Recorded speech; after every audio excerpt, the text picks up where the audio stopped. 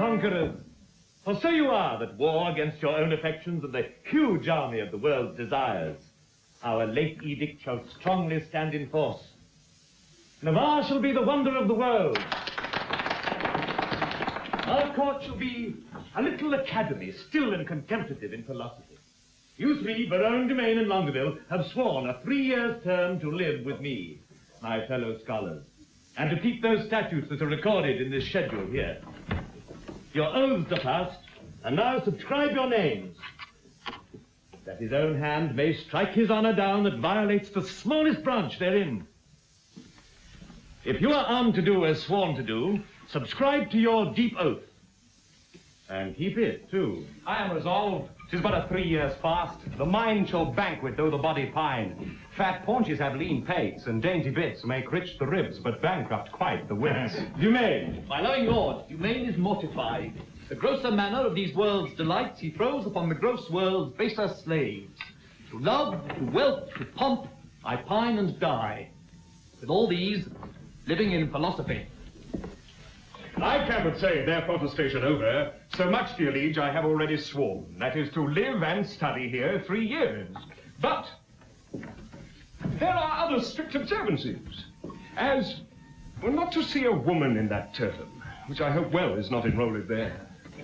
And 1 day in the week to touch no food, and but 1 meal on every day beside, the which I hope is not enrolled there. And then to sleep but 3 hours in the night, and not be seen to wink of all the day. And I was wont to think no harm all night, and make a dark night too, half the day, which I hope well is not enrolled there.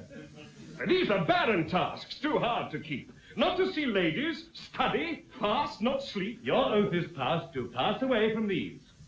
Let me say no, my liege, and if you please. I only swore to study with your grace, and stay here in your court for 3 years' space. You swore to that, Berowne, and to the rest. By yea and nay, sir, then I swore in jest. What is the end of study? Let me know. Why, that to know which else we should not know. Things hid and barred, you mean, from common sense? Aye, that is study's godlike recompense. But come on, then. I will swear to study so, to know the thing I am forbid to know, as thus. To study where I well may dine, when I to feast expressly am forbid. Or study where to meet some mistress fine, when mistresses from common sense are hid. These be the stops that hinder study quite, and train our intellect to vain delight. Why, all delights are vain. But that most vain which with pain purchased doth inherit pain, as painfully to pore upon a book, to seek the light of truth. For ere you find where light in darkness lies, your light grows dark by losing of your eyes. Well, sit you out. Go home, Berowne. Adieu. No, my good lord, I have sworn to stay with you. And though I have for barbarism spoke more than for that angel knowledge, you can say, yet confident I'll keep what I have swore, and bide the penance of each 3 years' day. Give me the paper, let me read to the same, and our strict decrees I'll write my name. How well this yielding rescues thee from shame. Item, that no woman shall come within a mile of my court. Hath this been proclaimed? 4 days ago. Let's see the penalty. On pain of losing her tongue? Who devised this penalty? Marry, that did I. Oh, sweet lord, and why? To fright them hence with that dread penalty. Dangerous law against gentility. Item, if any man be seen to talk with a woman within the term of 3 years, he shall endure such public shame as the rest of the court can possible devise. Well, this article, my liege, yourself must break. For well you know, here comes in embassy the French king's daughter with yourself to speak. Therefore this article is made in vain, or vainly comes the admired princess hither. What say you, lord? This was quite forgot. So study evermore is overshot. And it doth study to have what it would, it doth forget to do the thing it should. We must, of course, dispense with this decree. She must lie here on mere necessity. Necessity will make us all forsworn 3,000 times within this 3 years' space. So to the laws at large I write my name, and he that breaks them in the least degree stands in attainder of eternal shame. Temptations are to other, as to me. But I believe, although I seem so low, I am the last that will last keep his oath.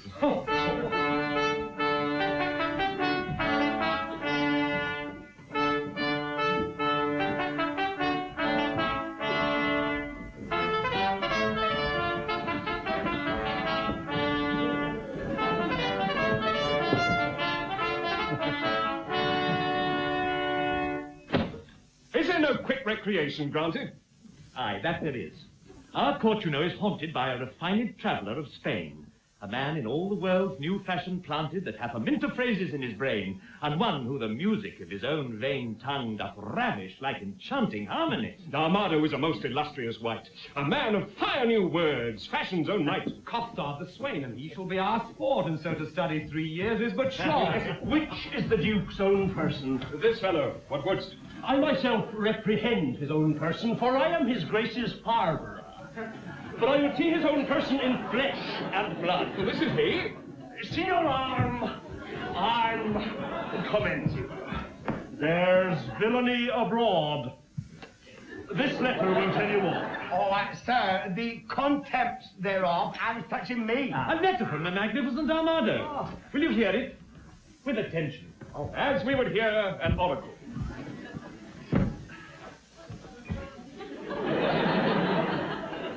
Great Deputy, the Welkin's Vice-Regent, sole dominator of Navarre, my soul's earth's god and body's fostering patron. Not one word of Costard yet. So it is. It may be so, but if he say it is so, he is, then tell him true. But so. Peace.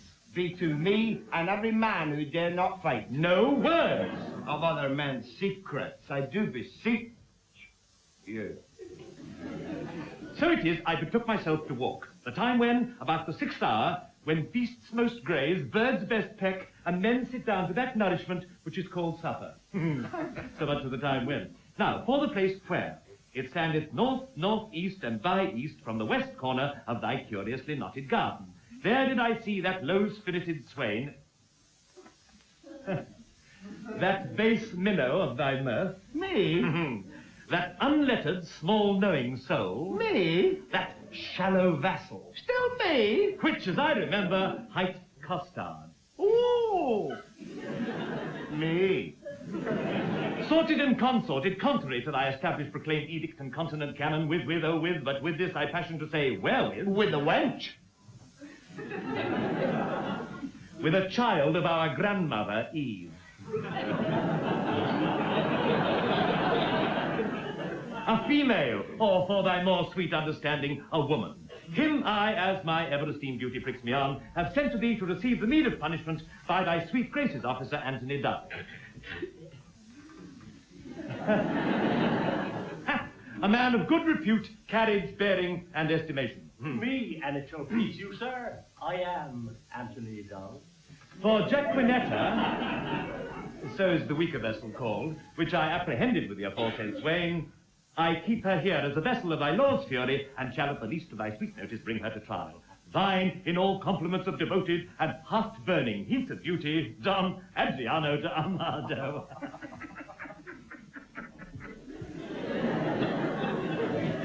Sirrah, what say you to this? Oh, sir, I confess the wench. Did you hear the proclamation? Oh, I do confess to much of the hearing of it, but little of the marking of it. It was proclaimed a year's imprisonment to be taken with a wench. Oh, but I was taken with none, sir. Oh, I was taken with a damsel. It was proclaimed damsel. Oh, no, she was no damsel neither, sir. No, she was a virgin. It is so very true, it was proclaimed virgin. Well, if it were, then I deny her virginity. No, I was taken with a maid. This maid will not serve your turn, sir. Oh, this maid will serve my turn, sir. I shall pronounce your sentence. You shall fast a week on bran and water. I'd rather pray a month on mutton and porridge. And Don Adriano shall be thy keeper. My Lord Berowne, see him delivered o'er. And go we, lords, to put in practice that which each to other hath so strongly sworn. I'll lay my head to any good man's hat. These oaths and laws will prove an idle scorn. Ah, well, such is the simplicity of man to hearken after the flesh. Affliction on me one day, smiley again. Till then, sitting down sorrow. Sirrah, come on. Sirrah, come on.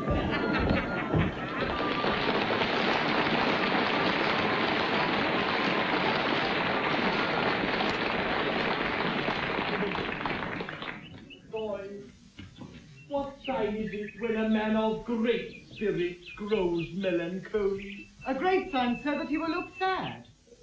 I will hereupon confess that I am in love. And as it is base for a soldier to love, so am I in love with a base wench.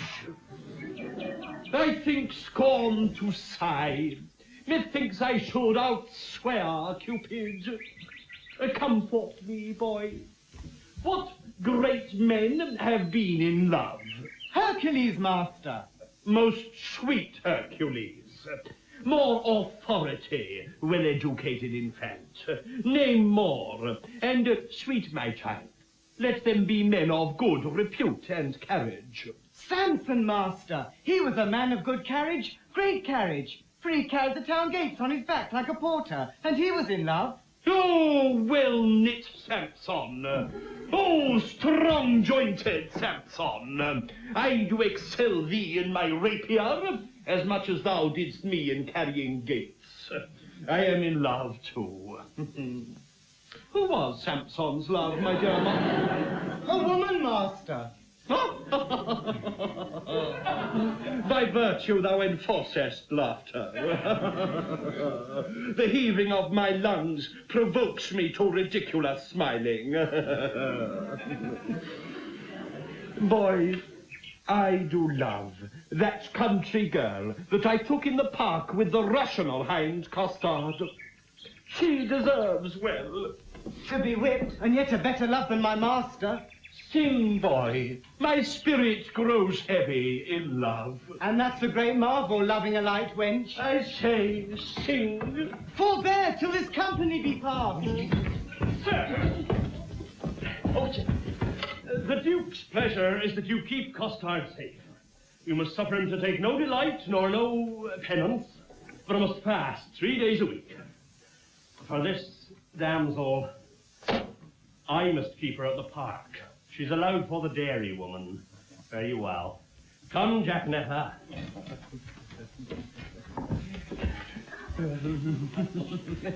I do betray myself with blushing. Maid. Mom. I will visit thee at the lodge. That's your boy. I know where it is situate. Lord, how wise you are. I will tell thee wonders. With that face, I love thee. so I heard you say. And so, farewell. Fair weather after you. Come, Jaquenetta, away. Villain, thou shalt fast for thy offences ere thou be pardoned. Well, I hope, sir, when I do it, I shall do it on a full stomach.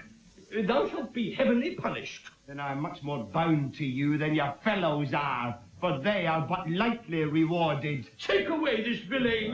Shut him up. Come, you transgressing slave, away! Oh, no, no, no, no! Let me not be pent up, sir. I shall fast being loose. No, sir, that were fast and loose. Thou shalt to prison. Oh, well, if ever I do see the merry days of desolation that I have seen, then some will see. What shall some see? Oh, no, nothing, Master Moth, nothing but what they look upon. Oh, it's not for us poor prisoners to be too silent in their words. I thank God. I have got as much patience as any other man alive. Indeed. And therefore, I can keep quiet. I do affect the very ground, which is base, whereon her shoe, which is baser, guided by her foot, which is basest, doth tread. I shall be forsworn, which is a great argument of falsehood if I love. Yet was Samson so tempted, and he had an excellent strength. Yet was Solomon so seduced, and he had a very good wit. Cupid's butt shaft was too hard for Hercules' club, and therefore too much odds for a Spaniard's rapier. Adieu, valor, rust, rapier, be still, drum, for thy manager is in love. Yea, he loveth. Assist me some extemporal god of rhyme, for I am sure I shall turn sonnet. Devise wit, write pen, for I am for whole volumes in folio.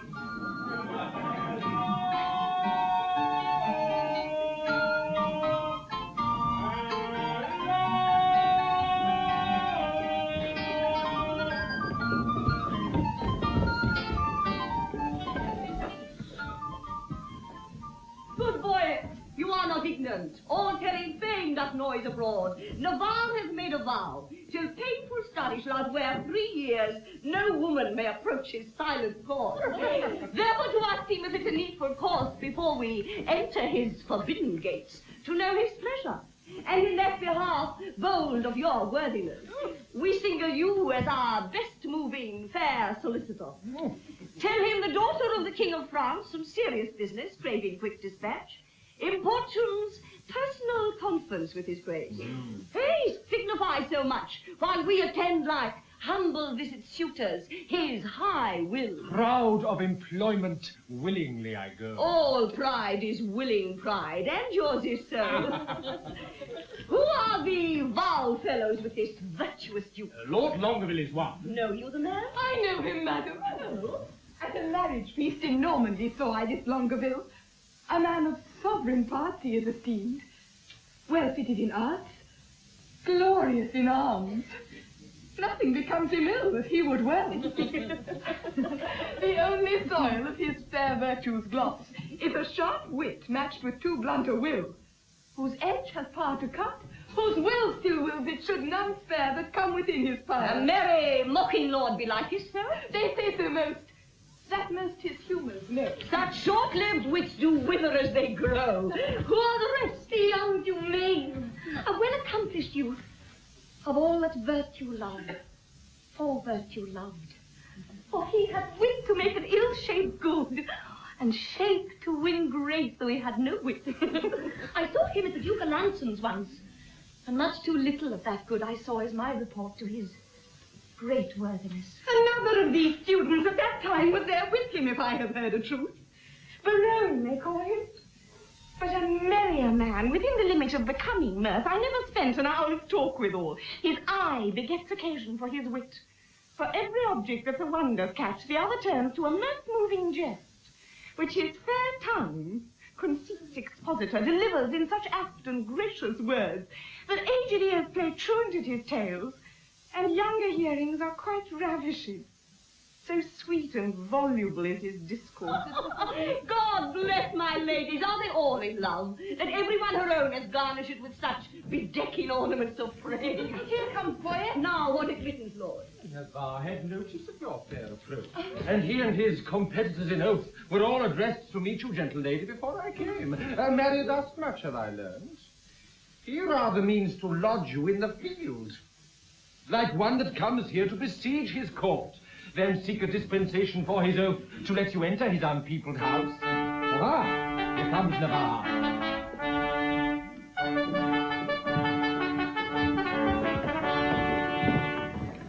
Fair princess. Welcome to the court of Navarre. There I give you back again, and welcome I have not yet. The roof of this court is too high to be yours, and welcome to the wide fields, too base to be mine. You shall be welcome, madam, to my court. I will be welcome then. Conduct me thither. Oh, hear me, dear lady.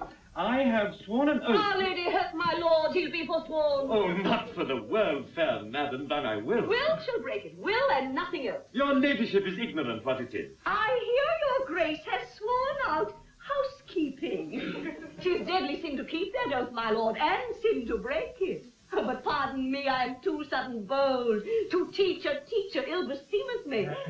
Vouchsafe to read the purpose of my coming, and suddenly resolve me in my suit. Madam, I will, if suddenly I may. You will the sooner that I'm away, for you'll prove perjured if you make me stay. Meantime, receive such welcome at my hand as honour, without breach of honour, may make tender of to thy true worthiness.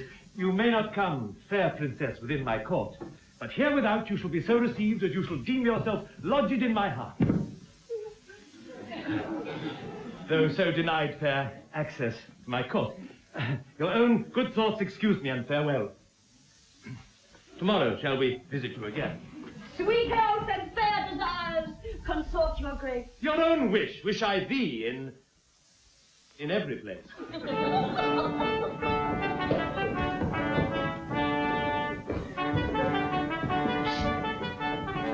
Might I dance with you in Brabant once? Did not I dance with you in Brabant once? I know you did. How needless was it then to ask the question?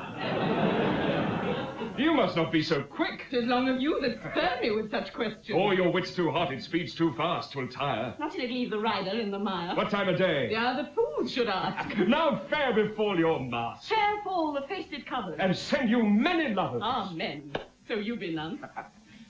Nay, then will I be gone. I pray you, sir, a word.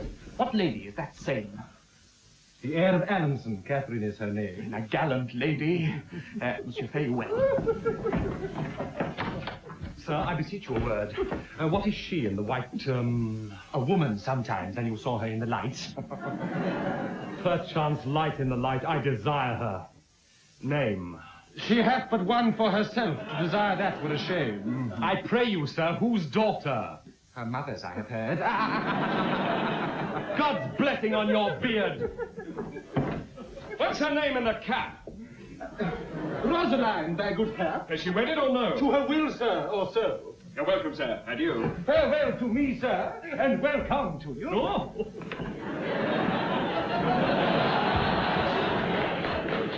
That last is Berowne, the merry madcap lord. Not a word with him, but a jest. And every jest but a word. It was well done of you to take him at his word. If my observation, which very seldom lies, deceive me not now, Navarre is infected.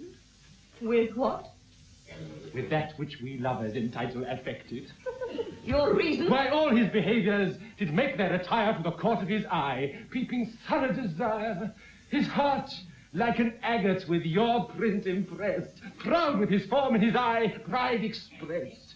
Oh, I'll give you Aquitaine and all that is his, and you give him for my sake but one loving kiss. Come to our pavilion. Voyette is disposed. But you speak of his eye hath disclosed. Thou art an old love-monger, Oh. and speakest skillfully. He is Cupid's grandfather, and learns news of him. Then was Venus like her mother, for her father is but great. Do you hear, my mad wenches? No. What then do you see? Aye, away to be gone!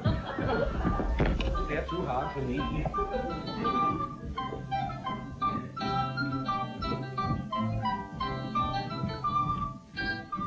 Warble, child, make passionate my sense of hearing. Me. Sweet air. Go, tenderness of years. Take this key, give enlargement to the swain, bring him festinately hither. He must carry me a letter. The way is but short. Away. As swift as lead, sir. The meaning, pretty ingenious, is not lead, a metal heavy, dull, and slow. You are too swift, sir, to say so. Is that lead slow which is fired from a gun? Sweet smoke of rhetoric. He reputes me a cannon, and the bullet, that's he. I shoot thee at the swain. Thump then, and I flee. Most acute juvenile. Voluble and free of grace. By thy favour, sweet welkin, I must sigh in thy face. Rude melancholy, valor gives thee place. My herald is returned. Signor Costard, come hither. Come hither. I will enfranchise thee. Oh, marry me to Francis. By my sweet soul, I mean setting thee at liberty. In free doming thy person. Thou wert immured, restrained, captivated, bound. Oh, true. And now you will be my purgation and set me loose. I give thee thy liberty. Set thee free from durance. Oh. And in lieu thereof impose on thee nothing but this. Bear this significant to the country maid Jaquenetta. Here is remuneration for thee. For the best ward of mine honor is to reward my dependents.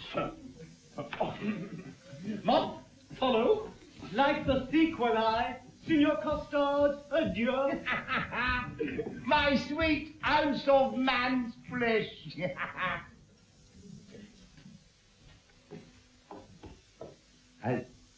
Remuneration. Remuneration. Now will I look to his remuneration. Oh, that's the Latin word for 3 farthings. Still, 3 farthings remuneration.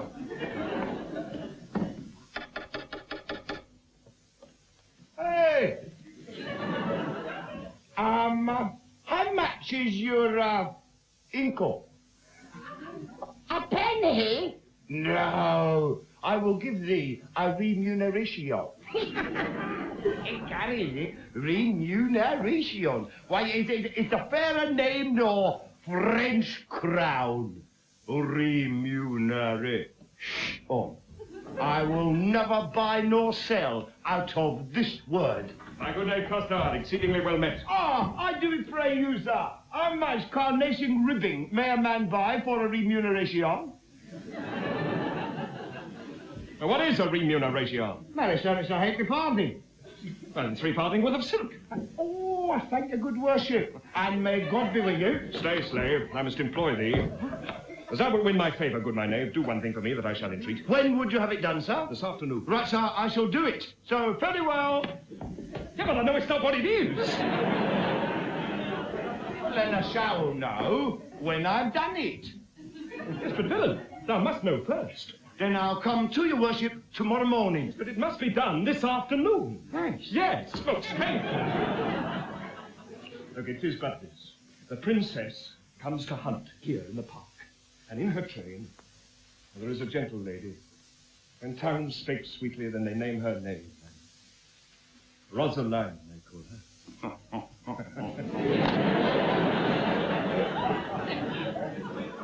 Ask for her, and to her white hand see thou do commend this sealed-up counsel. There's thy guerdon. Go. Guerdon? Oh, most sweet guerdon. Oh, that's better than remuneration. Well, it is indeed.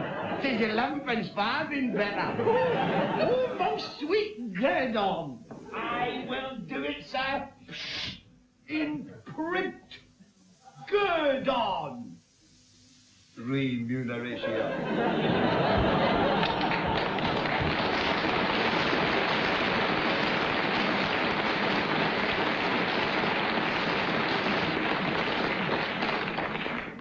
And I, forsooth, in love.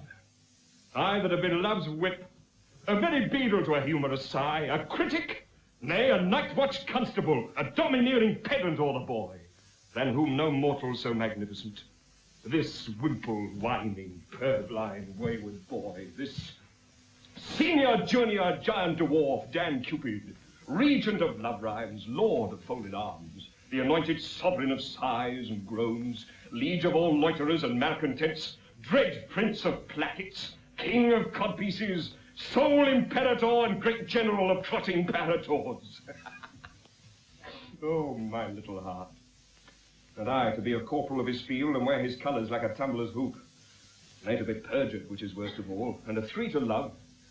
The worst of all, a whitely wanton with a velvet brow, with 2 pitchballs stuck in her face for eyes. I am by heaven one that will do the deed, though Argus were her eunuch and her guard. And I, to sigh for her, to watch for her, to pray for her. All go to. It is a plague that Cupid will impose for my neglect of his all-nighty, dreadful little knight. Well, I will love Right, sigh, pray, sue and groan. Some men must love my lady, and some Joan. Was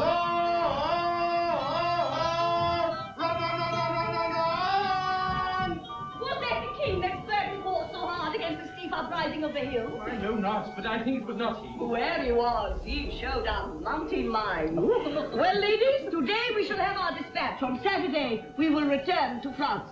Then, Forrester, my friend, where is the bush that we must stand to play the murderer in? Here by, upon the edge of yonder coppice. Give me the bow.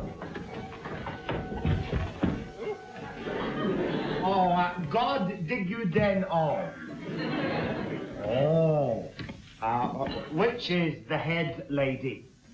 You will know her fellow by the rest, who have no heads. Oh. No, which is the greatest lady, the highest? The thickest and the tallest. Tis so. Why, true is true. And your waist, mistress, were as slender as your wit. Then one of these maid's girdles for your waist would be fit. Now, are not you the chief lady? You're the thickest here. You will. I have here a letter from Miss Berowne to one Lady Rosaline. Oh, your letter, your letter. He's a good friend of mine. Stand aside, good bearer. Moyet you can carve. Break up this capon. I am bound to serve. Oh, this letter is mistook. It importeth none here. It is writ to Jaquenetta. We will hear it, I swear. Break the neck of the wax and let everyone give ear. By heaven that thou art fair is most infallible. Have commiseration on thy heroical vassal. The magnanimous and most illustrious King Cophetua set eye upon the penurious and most indubitable beggars in Elephon, and he it was that might rightly say, Veni, vidi, vici. He came once, or two, overcame three. Who came? The king. To whom came he? To the beggar. What saw he? The beggar. Who overcame he? The beggar. The conclusion is victory. On whose side the king's? The captive is enriched. On whose side the beggars? The catastrophe is a nuptial. On whose side? The king. No, on both in one, or one in both. Thus, expecting thy reply, I profane my lips on thy foot, my eyes on thy picture, and my heart on thy... every part. Thine in the dearest design of industry, Don Adriano de Armado. What plume of feathers is it that indited this letter? What vane? What weathercock? Have you ever heard this? Oh, this Armado is a Spaniard that keeps here in court. A fantasy, a monarcho, and one that makes sport to the prince and his bookmates. Now, fellow, a word. Who gave me this letter? I told you, my lord. To whom shouldst thou give it? From my lord to my lady. From which lord to which lady? From my lord Berowne, a good master of mine, to a lady of France that he call Rosaline. Thou hast mistaken his letter. Come, lords, away. Hold, my sweet. Put up this. 'Twill be thine another day. Hello! Follow! No!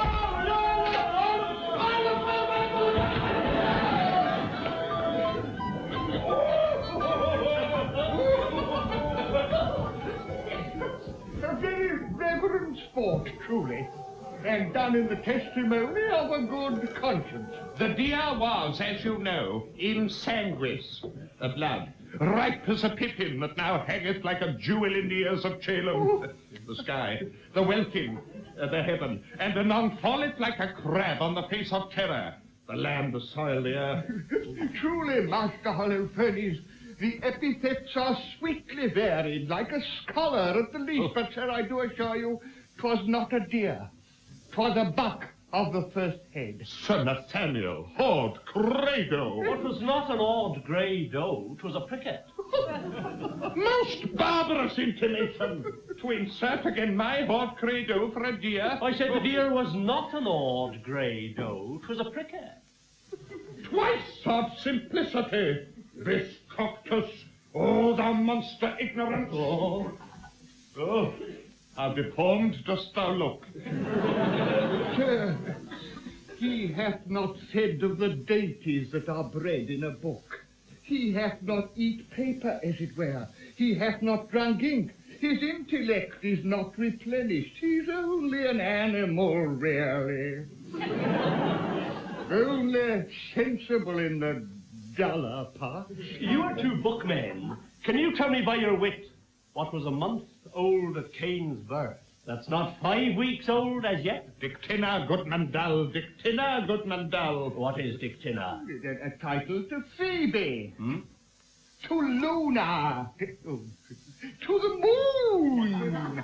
The moon was a month old when Adam was no more, and wrought not to 5 weeks when he came to 50.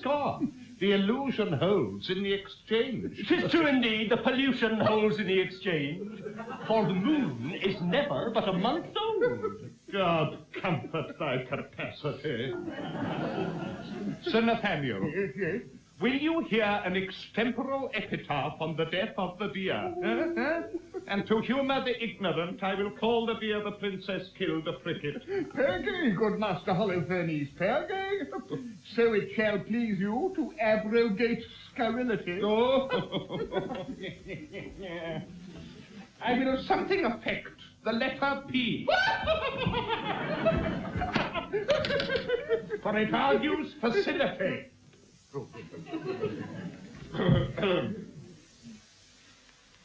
The playful princess, pierced and pricked, a pretty pleasing pricket.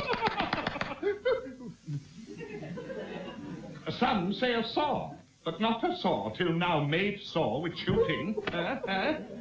The dogs did yell, put L to saw, then sorrel jumps from thicket, or pricket saw, or else sorrel.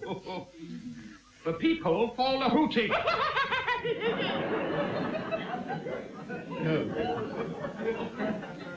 If saw be saw, then L to saw make 50 saws a sorrel. But I 1 saw, and 100 make by adding but 1 more L. A rare talent. Oh, it's a gift I have, simple. A foolish, extravagant spirit, full of forms, figures, shapes, ideas, objects, apprehensions, motions, revolutions. But the gift is good in those in whom it is acute, and I am thankful for it. I praise God for you, sir. And so may my parishioners, for their sons are well tutored by you, and their daughters profit very greatly under you. You are a good member of the Commonwealth. Mahackley, if their sons be ingenious, they shall want no instruction. And if their daughters be capable, I will put it to them. But be a sapid qui pauca loquitur. Oh, a soul feminine saluteth us. God give you good morrow, Master Person. Be so good as read me this letter. It was given me by Costard and sent me by Don Armado. I beseech you read it. What, my soul? Verses? Yes. And most learned. Let me hear a staff that stands a verse. Lege Domine.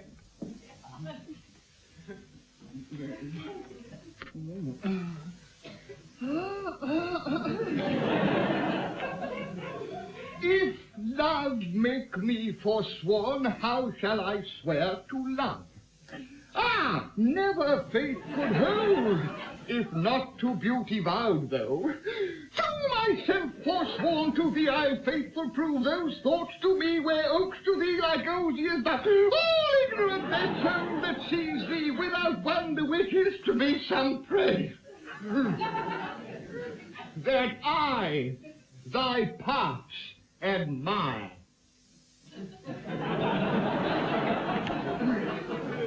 Celestial as thou art, oh, pardon. Pardon, love, this wrong. That singing heaven's praise with such an earthly tongue. You find not the apostrophus and so miss the meaning. Let me supervise the canzonet. To the snow-white hand of the most beauteous Lady Rosaline. Your ladyship's in all desired employment, Berowne. Go, my sweet. Deliver this into the royal hand of the king. It may concern much. Oh, stay not thy compliment. I forgive thy duty, adieu. Would Costard go with me? Sir, God save your life. Well, have with him, a girl. Sir, you have done this in the fear of God, very religiously. And as a certain father saith... Sir, tell not me of the father. But to return to those verses, did they please you, Sir Nathaniel? Marvelous well for the pen. I do dine tonight with the father of a certain pupil of mine, where I will prove those verses to be very unlearned, neither savouring of wit, poetry, nor invention. Go, I beseech your society. Thank you, too. For society, saith the text, is the happiness of life. And, certes, the text most infallibly conclusive. Sir, I do invite you too. You shall not say me nay, or man. Away! The gentles are at their sport, and we will to our recreation.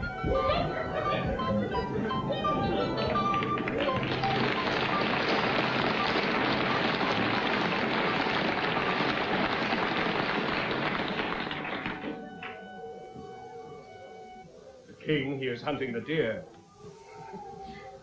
I am coursing myself. I will not love. If I do, hang me. Oh, with faith I will not. Oh, but her eye. Oh, by this light, but for her eye, I would not love her. Yes, for her 2 eyes. Oh, well, I do nothing in the world but lie and lie in my throat. By heaven, I do love. And it has taught me to rhyme and to be melancholy. And here is part of my rhyme, and, oh, here my melancholy. By the world, I would not care a pin if the other 3 were in. Oh. Here comes one with a paper. God give him grace to groan. Ay, me. Shot by heaven. Proceed, sweet Cupid, thou hast thumped him with thy bird bolt under the left pap.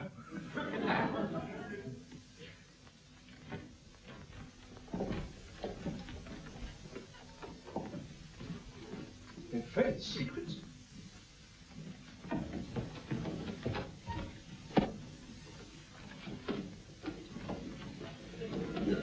So sweet a kiss the golden sun gives not to those fresh morning drops upon the rose as thy eye beams, when their fresh rays have smote the night of dew that from my cheeks down flows. No drop but as a coach doth carry thee, so ridest thou triumphing in my woe. Do but behold the tears that swell in me, and they thy glory through my grief will show.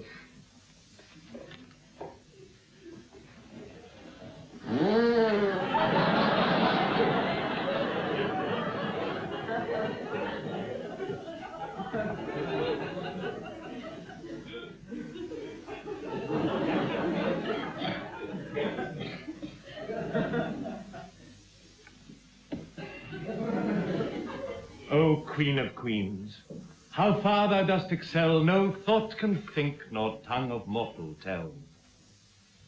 Oh, how shall she know my grief? I'll drop the paper. Sweet leaves, shade folly. Oh. Who is he comes here? Longaville and reading. Listen here. Now in thy likeness one more fool appeared. Ay me, I am forsworn. Sweet fellowship in shame. And drunkard loves another of the name. Am I the first that have been perjured so? Oh, I could put thee in comfort, not by 2 that I know. I fear these stubborn lines lack power to move. Oh, sweet Maria. Maria? Maria?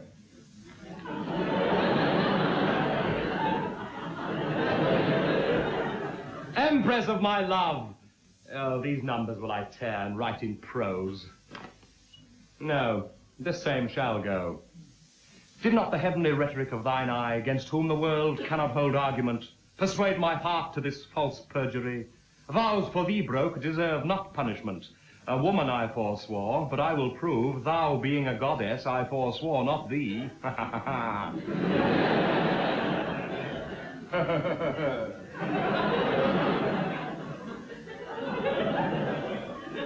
Vows are but breath, and breath a vapour is. Then thou, fair fun, fair sun,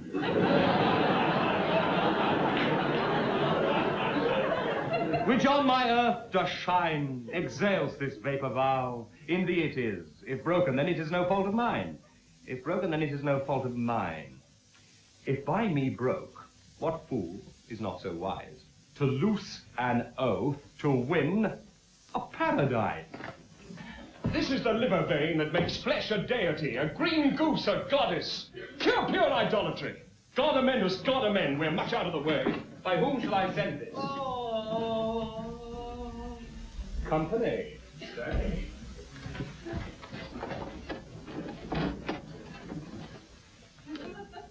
All hid.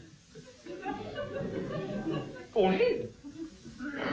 An old infant's play, like a demigod, here sit I in the sky. A wretched fool's secrets heedfully o'er I. More sacks to the mill, oh heavens, I have my wish. Dumaine transformed, 4 woodcocks in a dish. Oh, most divine Kate. Oh, most profane coxcomb. Oh, that I had my wish. And I had mine. And I mine too, good lord. Amen, so I had mine. I would forget her, but a fever she reigns in my blood and will remembered be. A fever in your blood? Why, then incision would let her out in saucers, sweet misprision. Once more I'll read the ode that I have writ. Once more I'll mark how love can vary wit. On a day, alack the day, love, whose month is ever May, spied a blossom passing fair.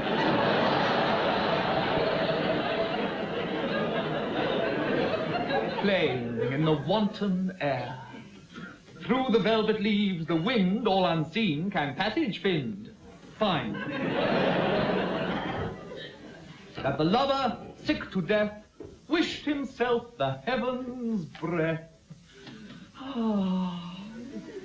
Ere, quoth he, thy cheeks may blow, ere would I might triumph so, but alack, my hand is sworn, ne'er to pluck thee from thy thorn. Vow, alack, for youth unmeet, youth so apt to pluck a sweet.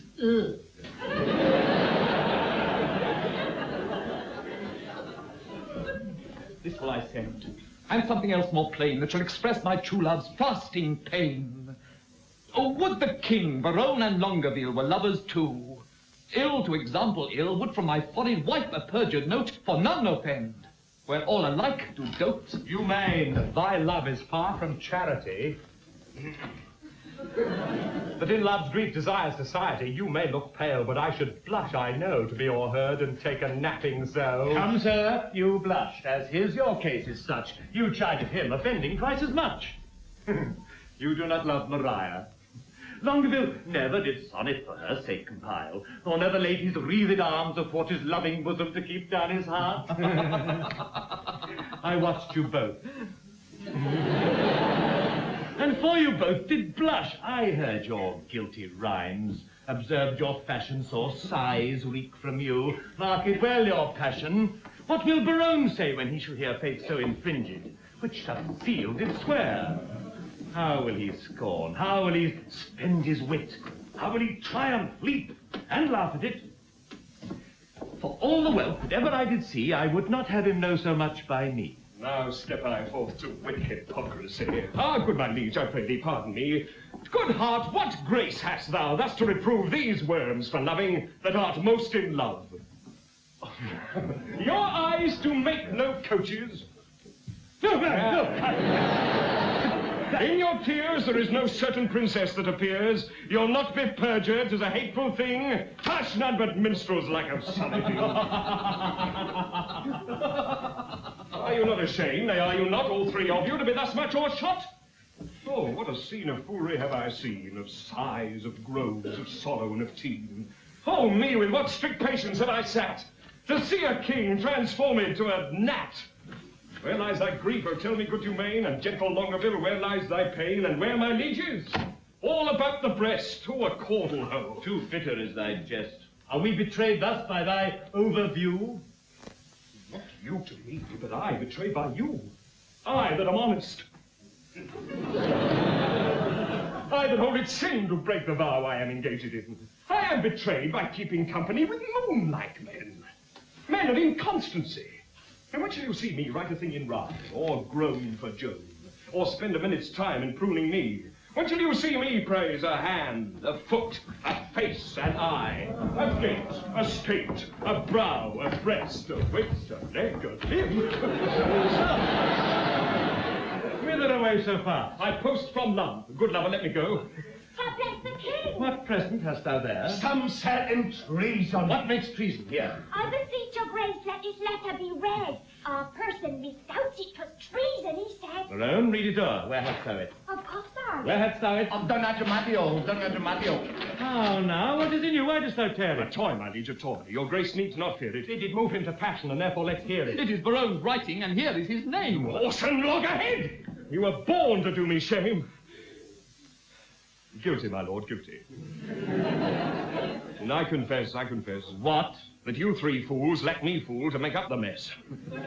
He and you. And you, my liege, and I are picked purses in love, and we deserve to die. Dismiss this audience, and I will tell you more. Now the number is even. True, we are four. Will these turtles be gone? Hence as away. Oh, wow. Walk aside the true folks, and let the traitor stay.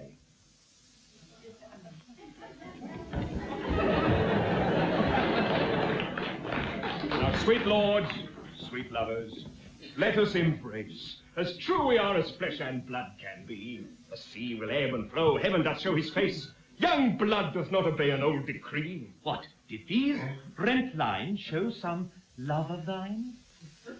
Did they, quoth you? But who sees the heavenly Rosaline? Dares look upon the heaven of her brow that is not blinded by her majesty. Why then are we not all in love? Nothing so true, and thereby all forsworn.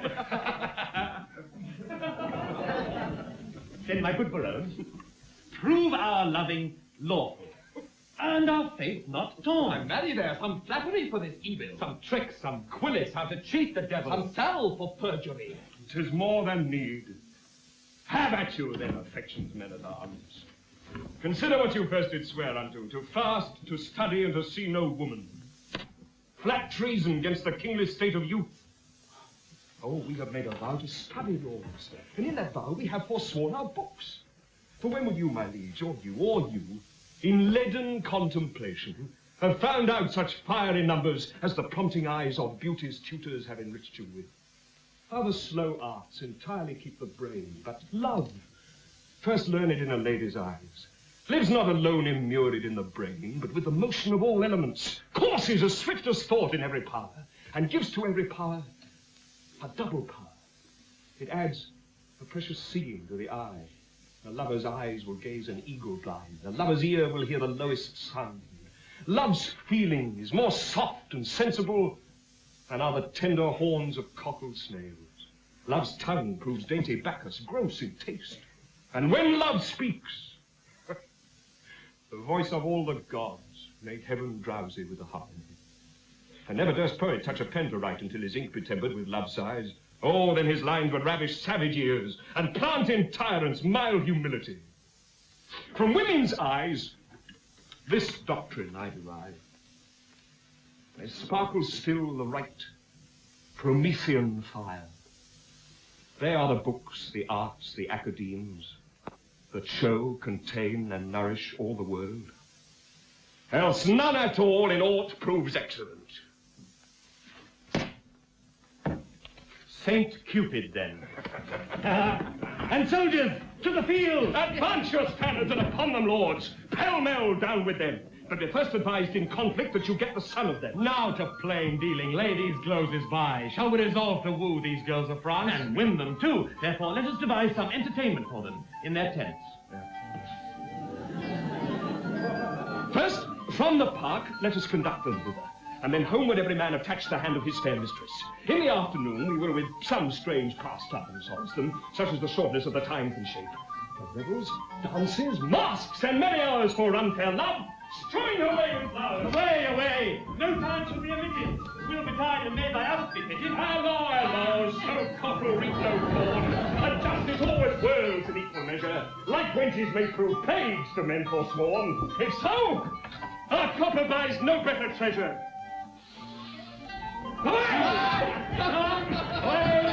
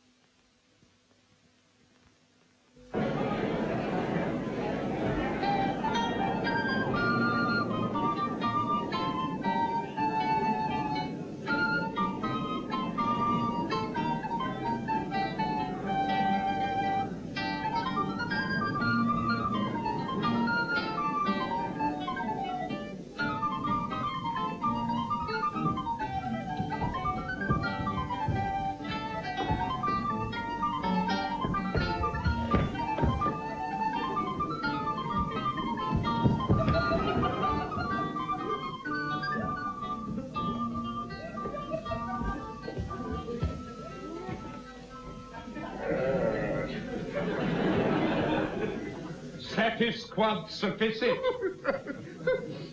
I praise God for you, sir. Oh, I did converse this quondam day with a companion of the king's, who is nominated, entitled, or called, Don Adriano Armado. Nobe hominum tanquente. He is too picked, too spruce, too odd, too affected, as it were, too peregrinate, if I may call it. A very rare and singular epithet. He drives out the thread of his verbosity finer than the staple of his argument.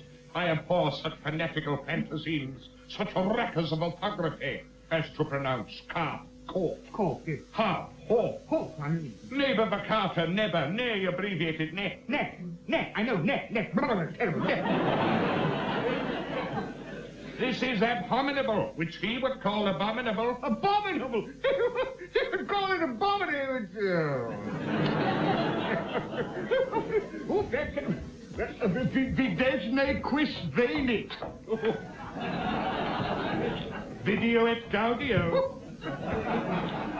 Chira, Quare chira, not sirrah. men of peace, will encounter. Most military, sir, They've been a great feast of languages and stolen the scraps. I marvel that thy master hath never eaten thee for a word. For thou'rt not so long by the head as honorificabilitudinitatibus. Do you know, if I had only 1 penny in the world, thou shouldst have it from me to buy gingerbread. Yeah. Hold! Here! Go to! Here is the very remuneration that I had of thy master. Oh! Thou hast had that and dunghill. At the fingers' ends, as they say. Gah! I smell false Latin. Dunghill for unguem. Artsman, preambulate. We will be singled from the barbarous. Do you not educate youth in the charge house at the top of the mountain? Or mount, hill. At your sweet pleasure for mountain? I do. Sans question. Sir, it is the king's most sweet pleasure and affection to congratulate the princess at her pavilion in the posteriors of this day, which the rude multitude call the afternoon. The posteriors of the day, most generous sir, is liable, congruent, and measurable for the afternoon. The word is well culled, choice, sweet, and apt. I do assure you, sir, I do assure you. Sir, the king is a noble gentleman, and my familiar, I do assure ye, very good friends. I do beseech thee, remember thy courtesy. I do beseech thee, apparel thy head. For what is inward between us, so flit that pass. For I must tell thee by the world, sometime it will please his grace to lean upon my poor shoulder, and with his royal finger thus to dally with my excrement. My mustachio. But let that pass. The very all in all is, but, sweetheart, I do implore secrecy. That the king would have me present the princess, sweet chuck, with some delightful ostentation, or show, or pageant, or antic, or firework. Now, understanding that the curate and your sweet self are good at such eruptions and sudden breaking out of mirth, as it were, I have acquainted you with all to the end to crave your assistance. Sir, you shall present before her the 9 worthies. But where shall we find 9 men worthy to present them? Joshua, yourself. This gallant gentleman, Judas Maccabeus, the swain, because of his great limb or joint, shall pass. Shall pass Pompey the Great. The page, Hercules. Pardon, sir, error. He is not quantity enough for that worthy's thumb. He is not so big as the end of his club. Shall I have audience? He shall present Hercules in minority. And his enter and exit shall be strangling a snake, and I will have apology for that purpose. An excellent device. So if any of the audience hiss, you may cry, "Well done, Hercules, now thou crushest the snake." For the rest of the worthies, I will play 3 myself. Thrice worthy gentlemen. Oh! Shall I tell you a thing? We attend. We will have, if this fadge not, an antic. Oh. I do beseech you, follow.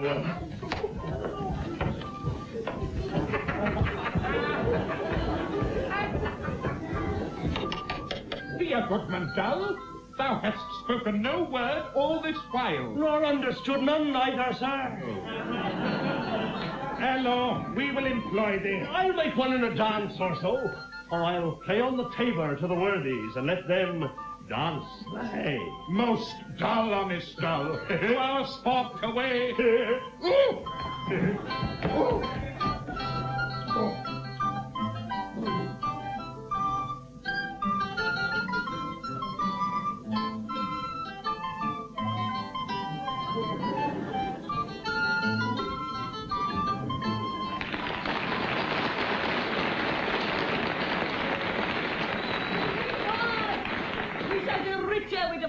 Fairings come this plentifully in. A lady walled about in diamonds.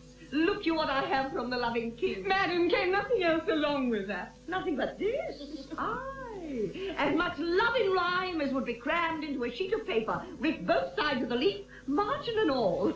But Rosaline, you have a favour too. Who sent it? What is it? I would you knew.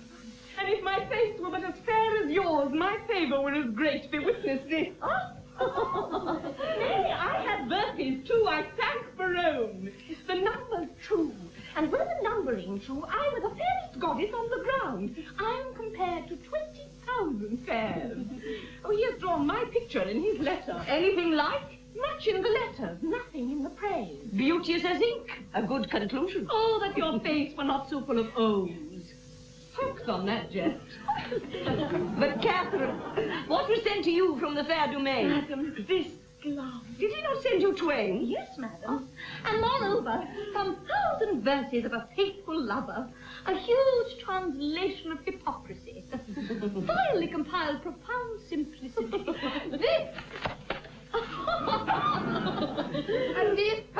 To me sent Longaville. The letter is too long by half a mile. I think no less. Dost thou not wish in half the chain were longer and the letter short? I would these hands might never part. We are wise girls to mock our lovers so. They are worse fools to purchase mocking so. None are so surely caught when they are catched as wit turned fool. Folly in wisdom hatched. Here comes Boyette.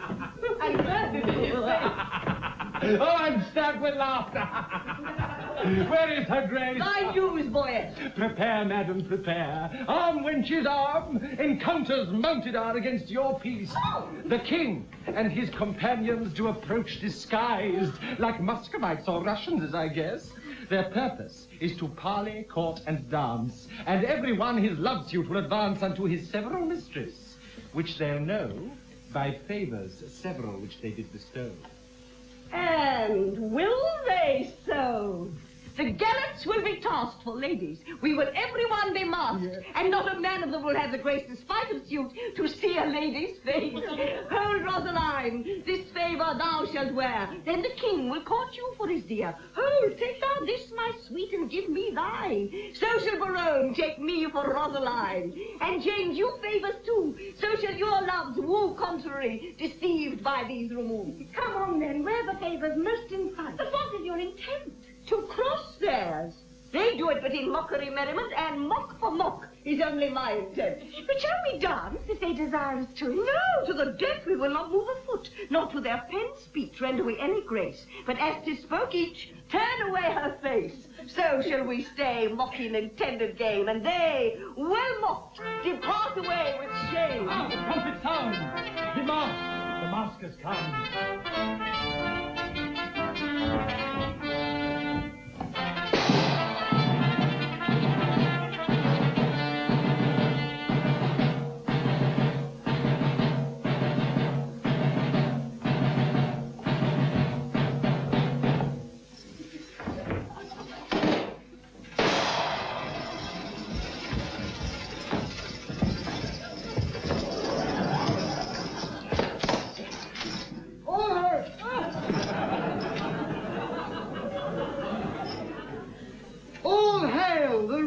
Beauties on the earth. Beauty is no richer than rich taffeta.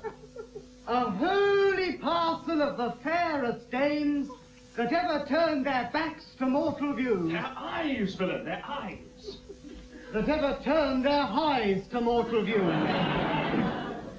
Out of your favours, heavenly spirits, vouchsafe not to behold. Once to behold, rogue. Once to behold. With your sunbeamed eyes. With your sunbeamed eyes? They will not answer to that epithet. You were best call this daughter beamed eyes. They do not mark me, and that brings me out. Is this your perfectness? Begone, your own. What would these strangers know their minds, Boyette? If they do speak our language, 'tis our will that some plain man recount their purposes, know what they would. What would you with the princess? Nothing but peace and gentle visitation. What would they say then? Nothing but peace and gentle visitation. Why, that they have, and bid them so be gone. As she says, you have it, and you may be gone. Tell her we have measured many miles to tread a measure with her on this grass. They say that they have measured many a mile to tread a measure with you on this grass. It is not so. Ask them how many inches is in 1 mile. If they have measured many, the measure then of one is easily told. If to come hither you have measured miles and many miles, the princess bids you tell how many inches doth fill up 1 mile. Tell her we measure them by weary steps. Oh, she hears herself.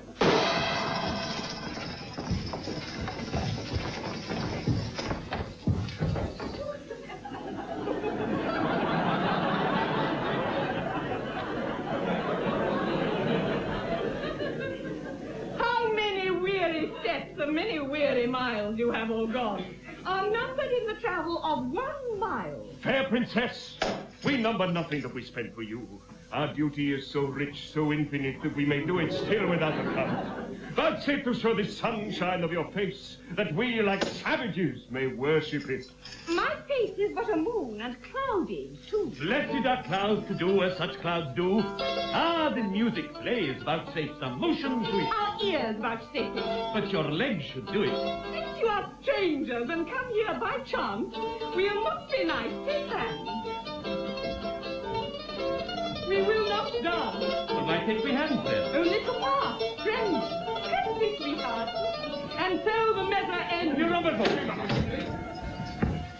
What buys your company? Your absence only. That can never be. And cannot we be bought? And so adieu. Twice to your visor, and half once to you. If you will not dance, let's hold some chat. In private, then. I am best pleased with that. White-handed mistress, one sweet word with thee. Honey and milk and sugar. There's 3. One word in secret. Let it not be sweet. Oh, thou grievest my gall. Gall bitter. And therefore meat. Will you vouchsafe with me to change a word? Name it. Fair lady. Oh, so you know?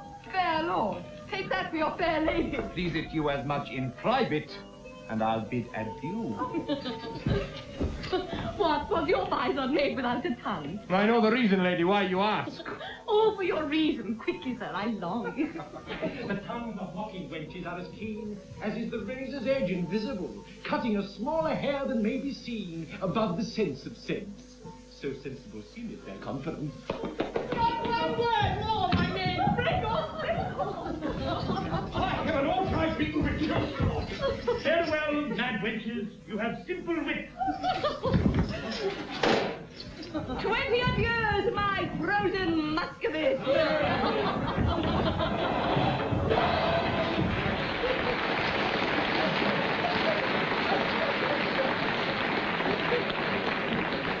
Are these the breed of wit so wondered at? Tape as they are with your sweet breaths puffed out. Do you hear? The king is my lost sword. With Berowne as plighted faith to me. Lord Longaville was for my service. The domain is mine as sure as bar country. Madam and pretty mistresses, give ear. Immediately they will again be here in their own shape, for it can never be they will digest this harsh indignity. Oh, will they return? Oh, they will, God knows, and leap for joy, though they are lame with blows. Therefore, change favours. And when they repair, blow like sweet roses in this summer air. Well, how blow? Speak to be understood. Fair ladies masked are roses in their bud. Dismasked, their damask sweet commixture shown, are angels veiling clouds, or roses blown. Avaunt perplexity! What will we do if they return in their own shapes to woo? Good madam, if by me you'll be advised, let's mock them still as well known as disguised. Let's complain to them. What fools were here, disguised like Muscovites in shapeless gear. And wonder what they were. And to what end their shallow shows and their prologues vilely penned and their rough carriage so ridiculous should be presented at our tent to us. Ah, ladies, withdraw, the gallants are at hand. Whip to our tents as rows, run o'er the land.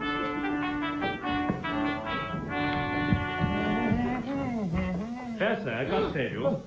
Where's the princess? Gone to her tent. Please it your majesty command me any service to her thither? That she vouchsafe me audience for one word. I will. And so will she, I know, my lord. Ah, this fellow pecks up with his pigeons' peas, and utters it again when God doth please. He is wit's peddler, and retails his wares at wakes and wassails, meetings, markets, fairs. This is the flower that smiles on everyone, to show his teeth as white as Whaley's bone. And consciences that will not die in debt, pay him the due of honey-tongued boyette. A blister on his sweet tongue with my heart that put Armado's page out of his part. See where it comes. Behaviour, what wert thou till this man showed thee, and what art thou now? All hail, sweet madam, and fair time of day. Fair in all hail is foul, as I can see. Oh, construe my speeches better, if you may. Then wish me better, I will give you leave. We have come to visit you, and purpose now to lead you to our court. Vouchsafe it then. This field shall hold me, and so hold your vow.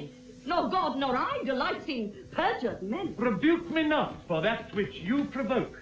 The virtue of your eye must break my oath. You nickname virtue. Vice you should have spoke, for virtue's office never broke men's troth. Oh, you have lived in desolation here, unseen, unvisited, much to our shame. 'Tis not so, my lord, I swear it is not so.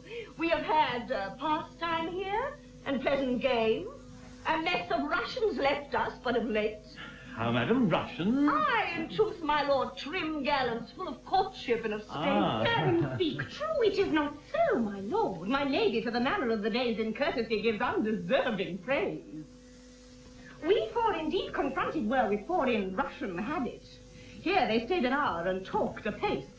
And in that hour, my lord, they did not bless us with one happy word. I dare not call them fools. But this, I think, when they are thirsty, fools would fain have drink. This jest is dry to me.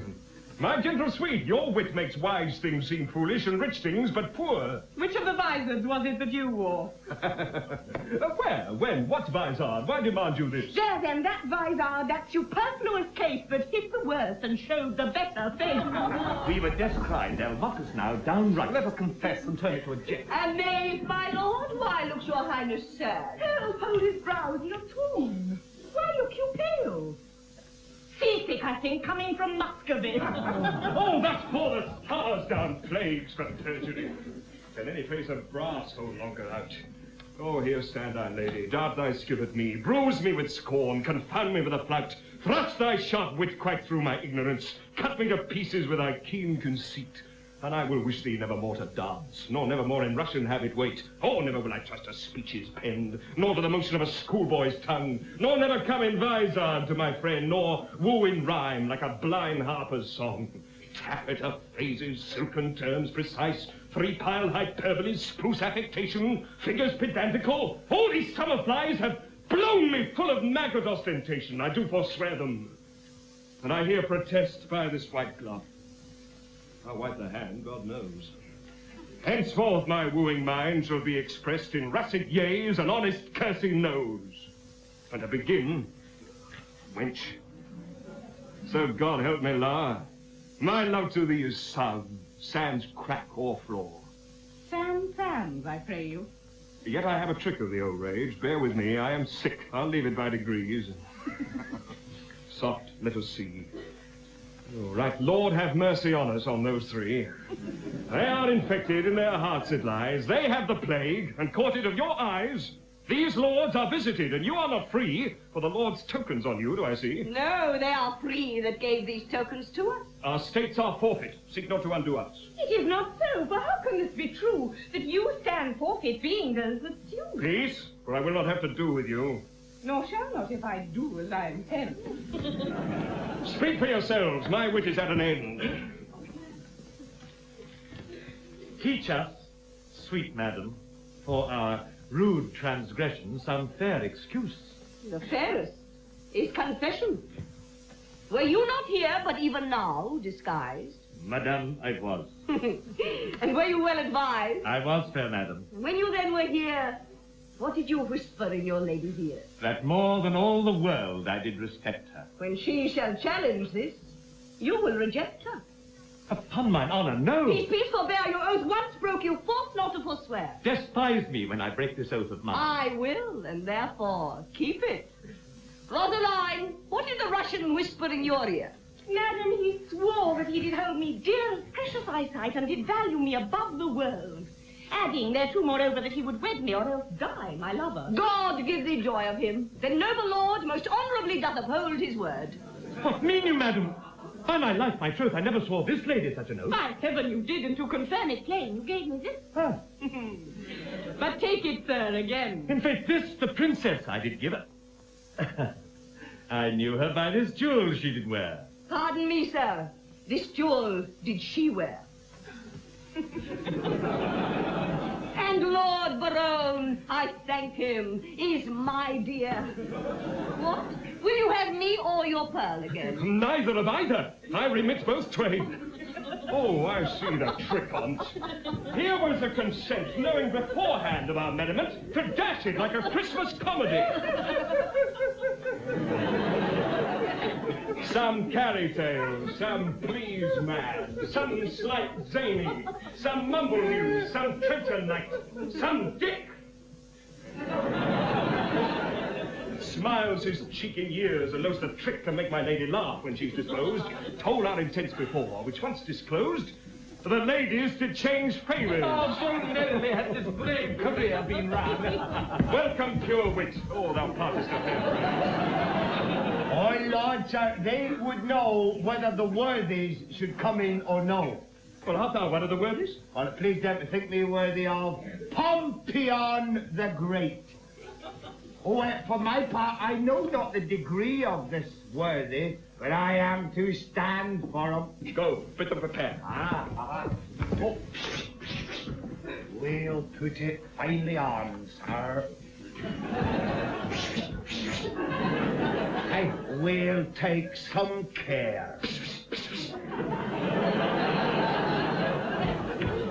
This is likely to be a good presence of worthies. Armado represents Hector of Troy, the swain Pompey the Great, the parish curate Alexander, Armado's page Hercules, the pedant Judas Maccabeus. And if these four worthies in their first show thrive, these four will change habits and present the other five.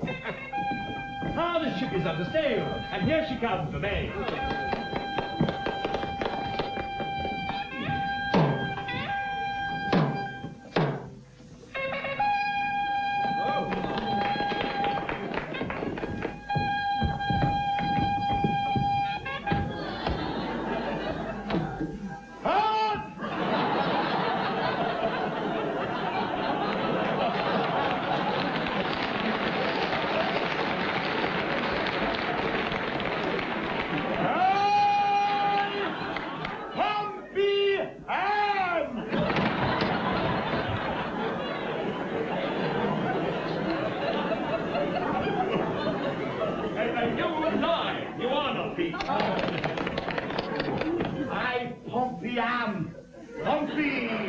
Surnamed the Big.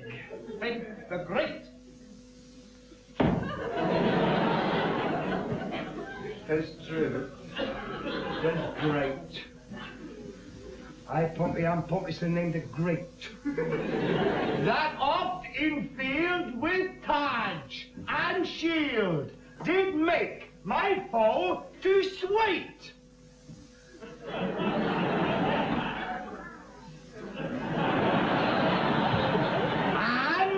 Traveling along this coast, I here am come by chance to throw my arms before the legs of that sweet maid of France.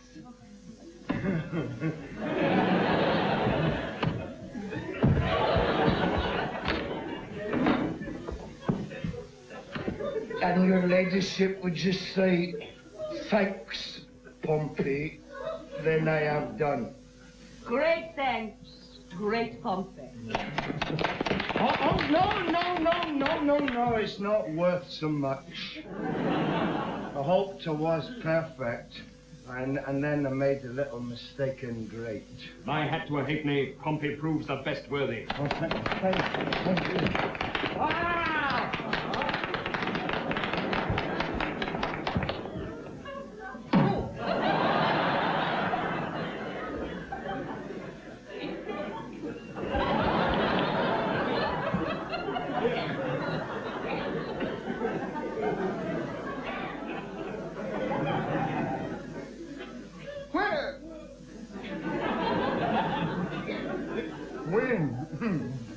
When in the world I lived, I was the world's commander.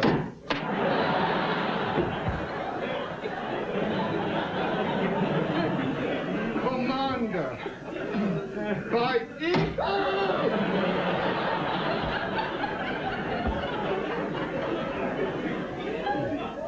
east, west, north, and south. I spread my conquering might.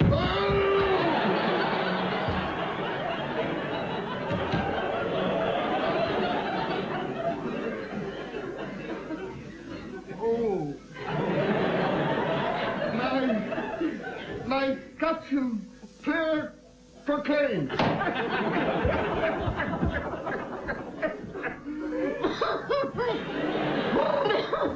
The guy, Alexander. The conqueror is dismayed. Proceed, good Alexander. World in the wind, I didn't know. Most true, 'tis right you were so, Alexander. Wind in the wind, I didn't know. Don't be the great your servant, sir, in Costard. Take away the conqueror, take away Alexander. A conqueror and appeared to speak. Oh, run away for shame, Alexander.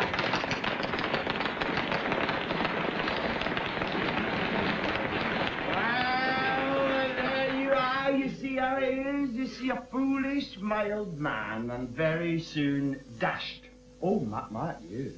Oh, he's a very good neighbour. Oh, and he is a most marvellous good bowler. But there you are. You see how it is for your Alexander? He's just a little bit overparted.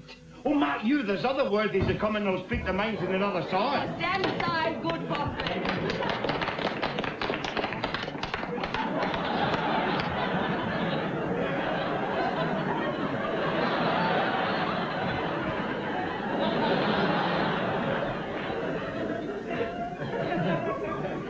Great Hercules is presented by this imp. How? Whose club killed... Club.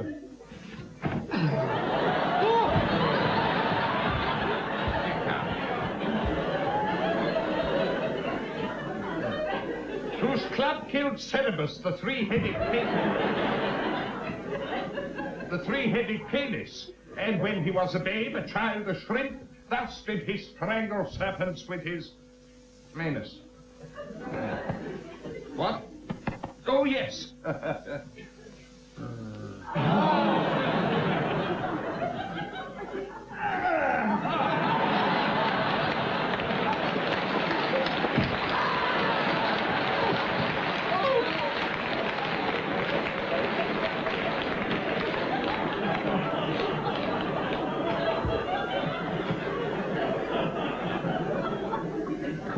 He seemeth in minority, ergo I come with this apology. Keep some state in thy exit and vanish. Oh. I, Judas, am. A Judas? Oh, not Iscariot, sir. Judas I am, eclipsed Maccabeus. Ah, but Judas Maccabeus, clipped, is plain Judas. A kissing traitor. Well, how art thou prove Judas? I, Judas, am. More shame for you, Judas. I will not be put out of countenance because thou hast no face.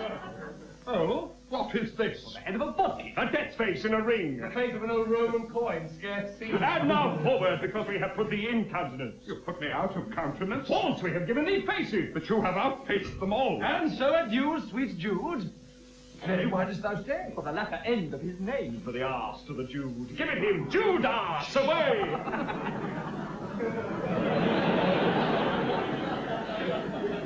This is not generous, not gentle, not humble. Oh!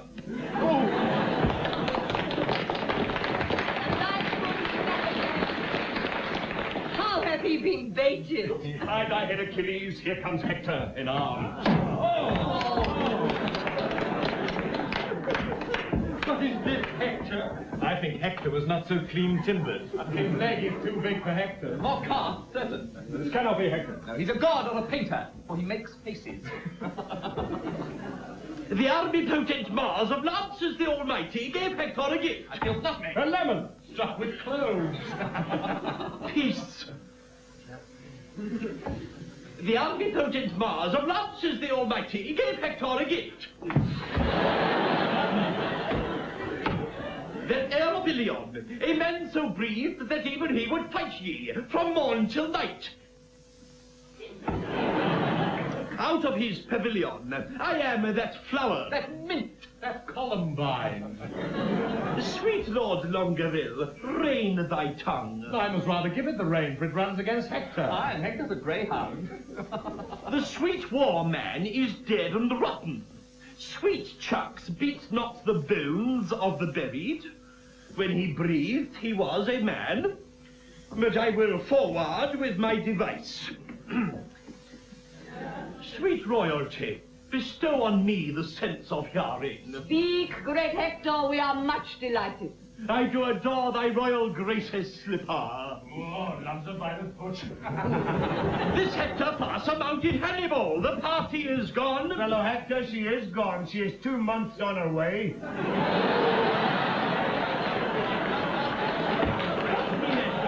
Unless you play the honest Trojan and this poor wench is cast away, for she's quick. The child brags in her belly already, and 'tis yours. Dost thou infernonize me among the potentates?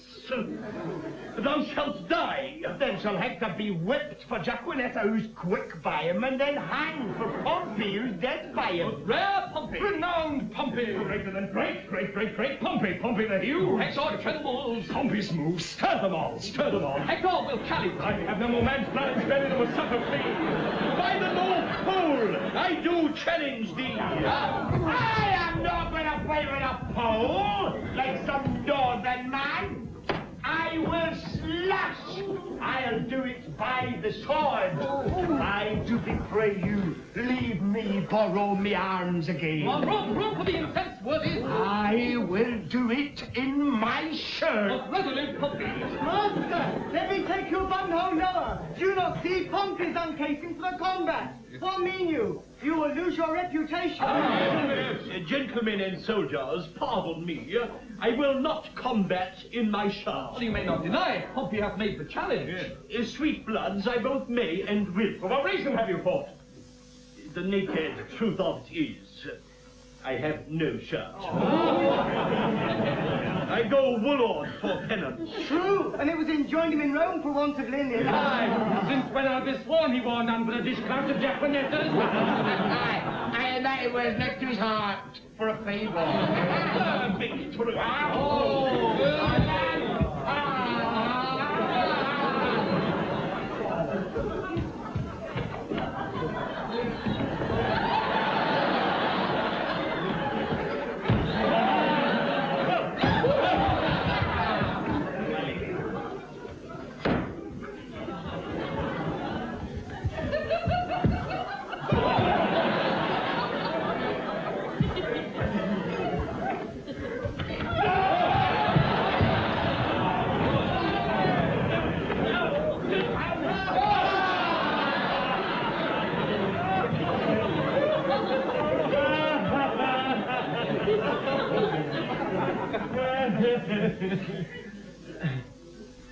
God save you, madam. Welcome, Mercede, but that thou interruptst our merriment.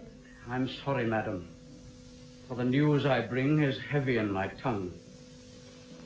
The king, your father.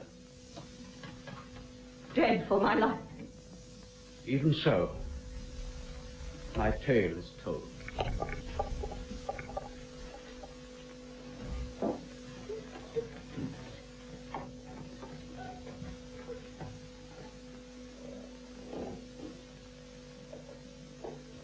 Word is away. The scene begins to cloud. For mine own part, I breathe free breath. I have seen the day of wrong through the little hole of discretion. I will right myself like a soldier.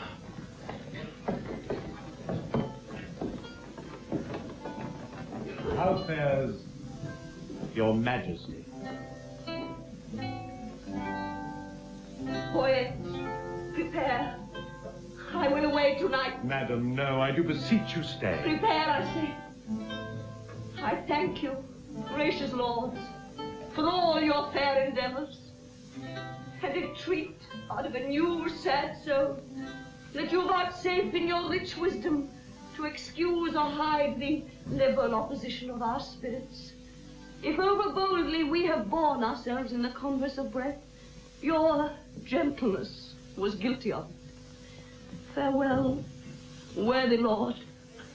A heavy heart bears not a nimble tongue. Though the mourning brow of progeny forbids the smiling courtesy of love, yet since love's argument was first on foot, let not the brow of sorrow jostle it from what it purposed, since to wail friends lost is not by much so wholesome profitable as to rejoice at friends but newly found. I understand you not. My griefs are double. Honest, plain words best pierce the ear of grief. And by these badges understand the king. For your fair sakes have we neglected time, played foul play with our oaths. Your beauty, ladies, hath much deformed us, fashioning our humours even to the opposite end of our intents. And what in us hath seemed ridiculous, as love is full of unbefitting strains, all wanton as a child, skipping and vain. Those heavenly eyes that look into these faults suggested us to make. Therefore, ladies, our love being yours, the error that love makes is likewise yours. We to ourselves prove false by being once false, forever to be true. To those that make us both.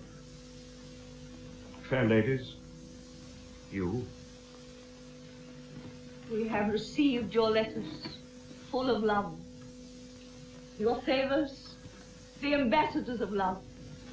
And in our maiden council rated them at courtship, pleasant jest and courtesy, as bombast, as a lining to the time.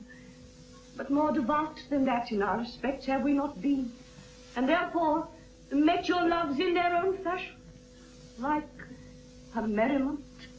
Our letters, madam, showed much more than jest. So did our looks.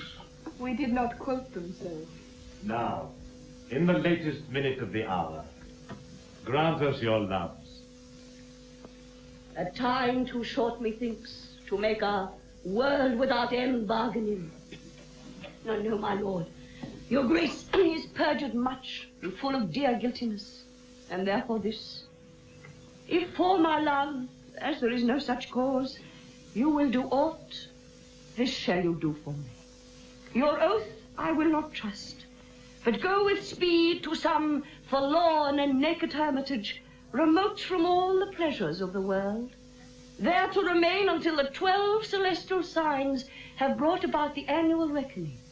If this austere, insociable life change not your offer, made in heat of blood, if frosts and fasts, hard lodging and thin weeds nip not the gaudy blossoms of your love, but that it bear this trial and last love, then at the expiration of the year, come, challenge me with these deserts, and by this virgin palm, now kissing thine, I will be thine, until that instant shut my woeful self up in a mourning house, raining the tears of lamentation in the remembrance of my father's death.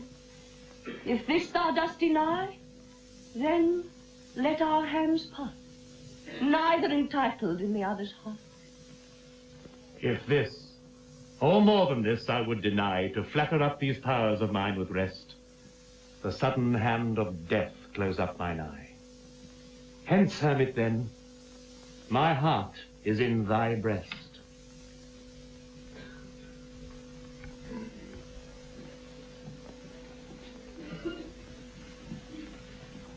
What to me, my love? But what to me? A wife? A beard, fair health and honesty. With threefold love I wish you all these three. Oh, shall I say I thank you, gentle wife? Not so, my lord.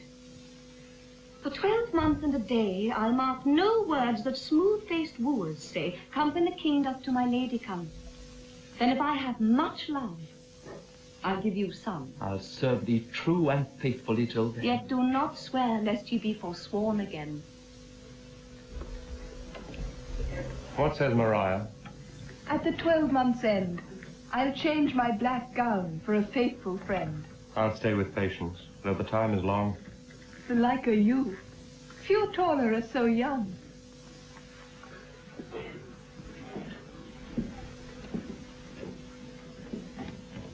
And what to me, my love? And what to me? Studies, my lady? Mistress, look on me. Behold the window of my heart, mine eye.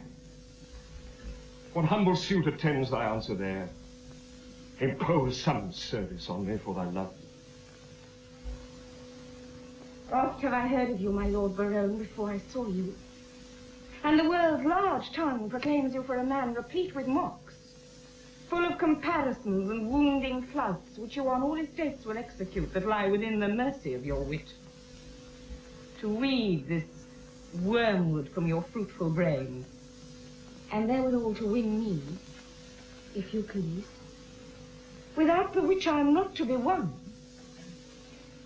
You shall this 12-month term from day to day visit the speechless sick, and still converse with groaning wretches, and your task shall be with all the fierce endeavour of your wit, to enforce the pained impotent to smile.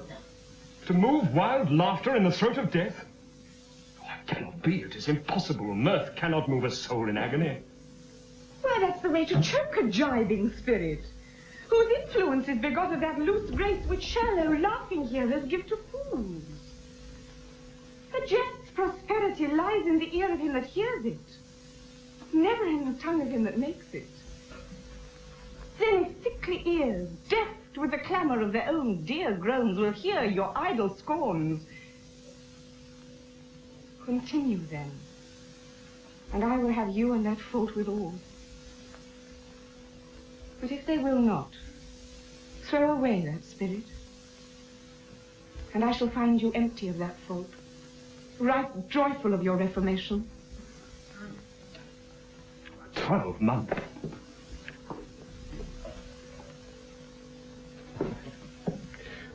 Well before what will befall. I'll jest a 12 month in an hospital.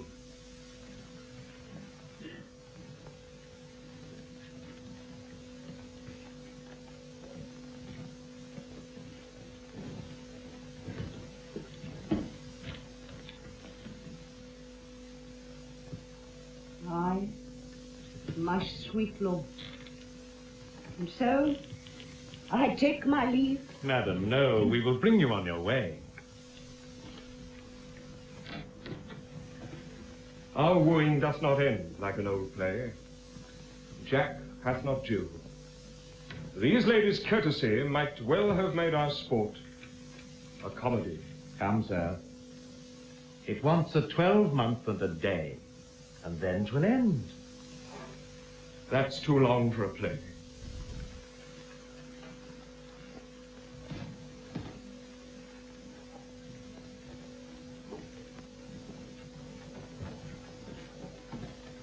Sweet Majesty, vouchsafe me. I will kiss thy royal finger and take leave.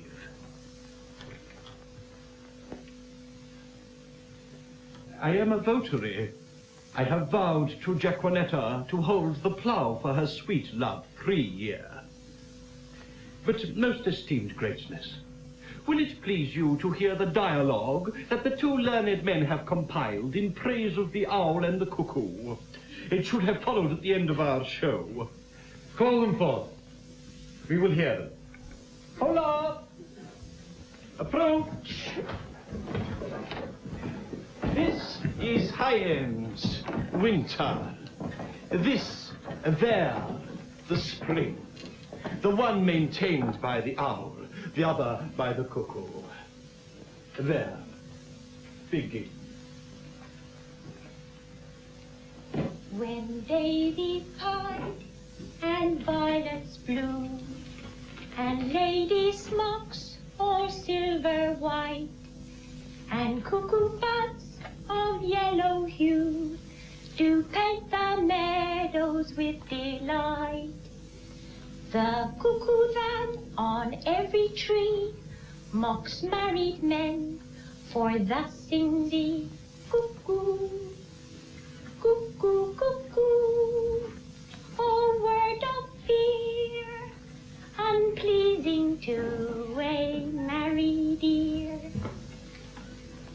When shepherds pipe on oaten straws, and merry larks are ploughmen's clocks, and turtles tread, and rooks and daws, and maidens bleach their summer smocks.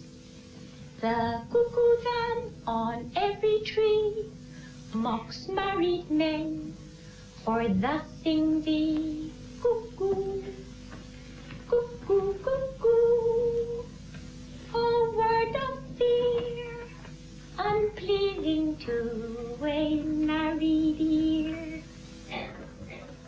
When icicles hang by the wall, and Dick the shepherd blows his nail, and Tom bears logs to the hall, and milk comes frozen home in pail. When blood is nipped and ways befouled, then nightly sings the scary owl, to whit, to woo-hoo, to woo-hoo, a merry note, while greasy Joan doth keel the pot. When loud the wind doth blow, and coughing drowns the parson's saw, and birds all brood in the snow, and Marian's nose looks red and raw. When roasted crabs is in the bowl, then nightly sings the scary owl, to wit, to woo-hoo, to woo-hoo, a merry note, while greasy Joan doth keel the pot.